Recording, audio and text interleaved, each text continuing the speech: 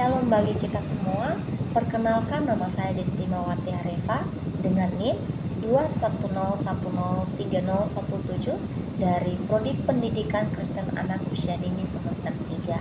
Saat ini saya akan membahas tentang edukasi penggunaan teknologi secara aman sesuai aturan perundangan IT atau Undang-Undang Informasi dan Transaksi Elektronik dengan mata kuliah Teknologi Informasi dan Literasi dengan dosen pengampu Ibu Julita Herawati Pakpahan MPBK. Baik, saat ini saya akan membahasnya langsung.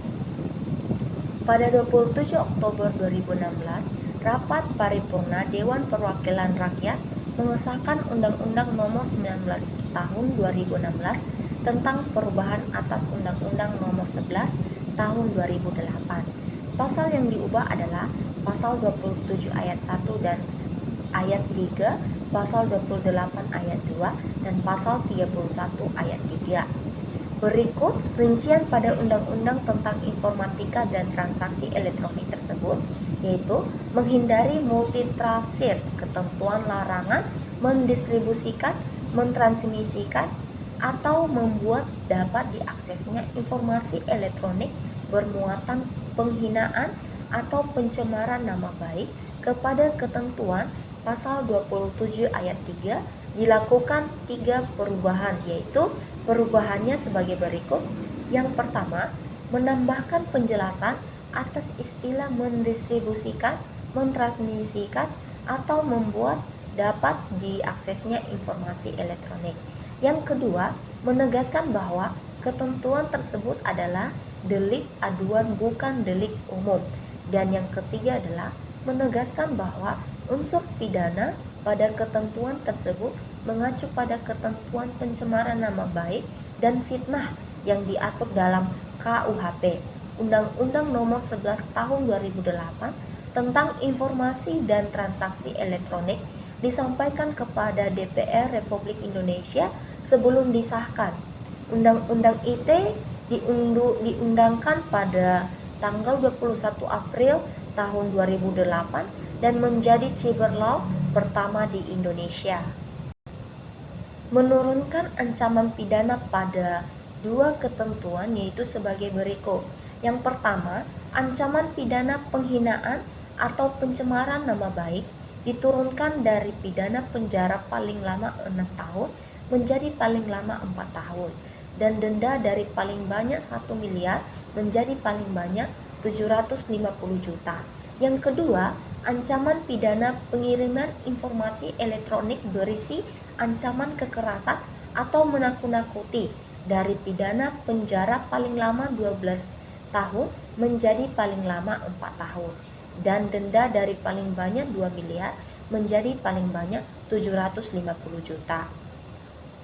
Melaksanakan putusan Mahkamah Konstitusi terhadap 2 ketentuan, yaitu ketentuannya sebagai berikut.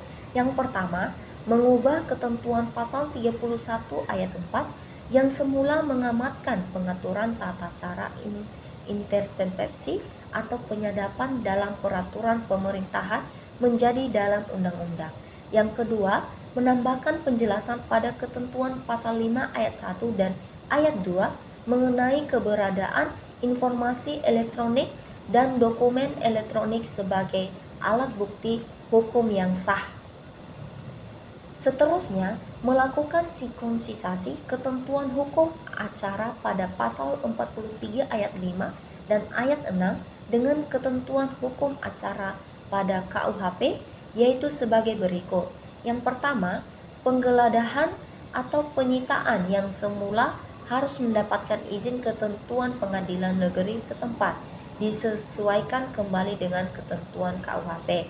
Yang kedua, penangkapan penahanan yang semula harus meminta penetapan ketua pengadilan negeri setempat dalam waktu 1 kali 24 jam disesuaikan kembali dengan ketentuan KUHP.